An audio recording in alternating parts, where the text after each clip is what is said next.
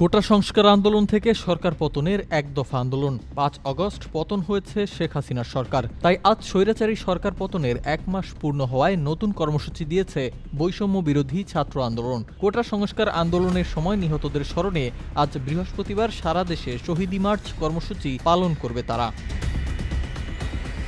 বুধবার দুপুরে ঢাকা বিশ্ববিদ্যালয়ের টিএসসিতে সংবাদ সম্মেলনে এ তথ্য জানান বৈষম্যবিরোধী ছাত্র আন্দোলনের অন্যতম সমন্বয়ক সার্জিস আলম। ছাত্র জনতার আন্দোলনের মুখে গত ৫ আগস্ট শেখ হাসিনার সরকারের পতন হয়।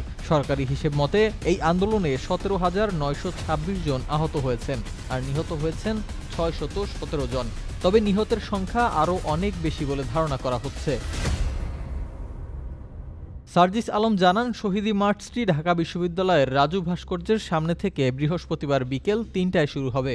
পরে রাজু ভাস্কর্য থেকে শুরু হয়ে নীলক্ষেত, কলাবাগান, ফার্মগেট ঘুরে টিএসসিতে এসে শেষ হবে। এ সময় শহীদি মার্চ সফল করতে সকলকে রাজু ভাস্কর্যে উপস্থিত হওয়ার আহ্বান জানান সার্জিস। সিফাত মাহমুদ, দ্য মেট্রো টিভি।